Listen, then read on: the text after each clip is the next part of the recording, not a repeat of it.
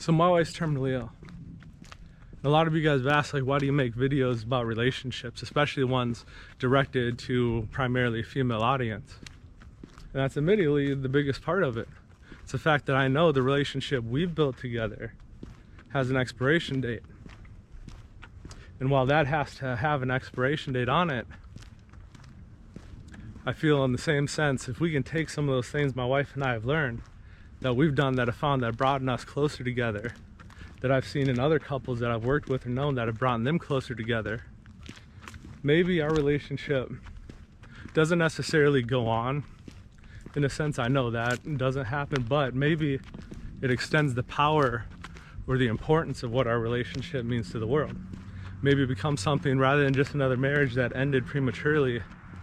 Maybe it can be something that teaches you how to take your relationship and how to build it into something that becomes a lifelong happy and loving and supportive marriage, in which your husband feels respected and you feel loved, and you two both are giving to each other and building a life that's actually worth living. And she's my confidant. She's the one I talked to about all this stuff originally for all my articles and stuff. But at the same time, it's hard to just talk up front about some of this stuff with her, because whether we wanted to or not, it's always going to be overshadowed by this giant bad thing coming at us. And sometimes it gets admittedly to where it almost feels like we're walking down a train tunnel and we can see the light of the train coming towards us, but we can't tell, is it 6 months or 6 days away? And that, with that kind of talking to you guys about it, has become almost cathartic to me as well.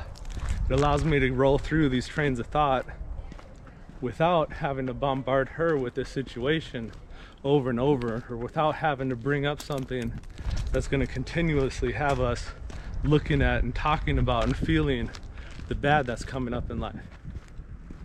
Instead, I can kind of get out my thoughts and feelings in a way like you guys, to use you as a buffer, and then I can go back with her, talk about it more in depth after I've had a chance to actually think about it.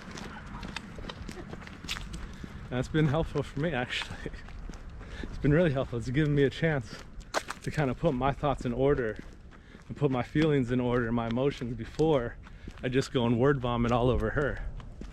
It forces me as a man to actually take a look at what I want to say about what I'm feeling, so that I can express it rather than just crapping it out aggressively or angrily or whatever the case may be. And I hope if we can take the things that we've learned that have brought us closer together, and the things we've learned that we've done that have hurt each other or driven us apart at different times, if we can give those to you and show you those, maybe our relationship means more to the world than just being another prematurely ended marriage. Maybe it becomes something that helps you grow your relationship into something that becomes a happy, lifelong, loving and respectful marriage that builds up a life worth living.